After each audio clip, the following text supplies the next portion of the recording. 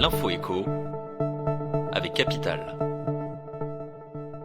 Le chiffre du jour, 1 sur 7, c'est le nombre de nouvelles demandes de retraite qui comportent une erreur d'après un rapport de la Cour des comptes rendu public mardi 24 mai.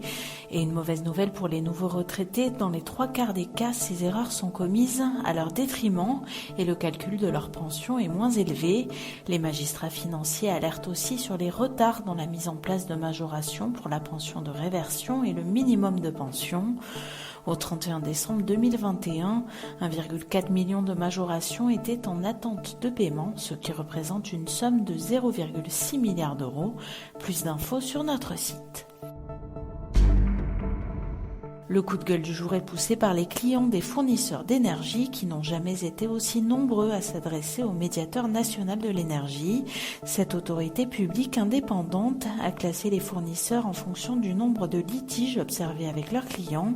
Si certains opérateurs comme EDF ou Engie s'en sortent plutôt bien, d'autres accumulent les problèmes.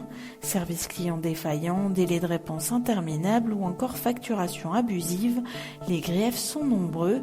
Alors pour vous aider à choisir votre fournisseur d'énergie, ou plutôt à ne pas sélectionner le mauvais, voici la liste des pires fournisseurs en matière de relations clients.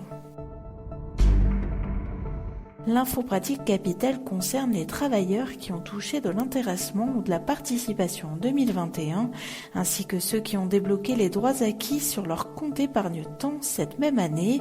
Ces sommes, si elles n'ont pas été placées sur un plan d'épargne entreprise ou un plan d'épargne retraite collectif d'entreprise, doivent figurer dans votre déclaration de revenus. Charge à vous de vérifier que ces informations sont bien pré-remplies sur impôt.gouv.fr ou dans votre formulaire papier, et vous n'êtes pas à l'abri d'une mauvaise surprise si l'impôt sur le revenu n'a pas été prélevé à la source sur votre prime par votre teneur de compte. Vous risquez en effet un rattrapage à payer au fisc dès le mois de septembre. Plus de détails sur capital.fr. Et on termine avec ce coup de pouce bienvenu pour les automobilistes.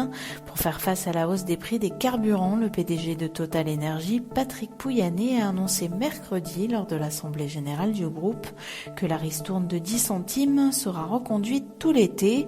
Concrètement, les automobilistes se verront déduire 10 centimes par litre de carburant lorsqu'ils s'arrêteront dans l'une des 123 stations d'autoroute Total Energy.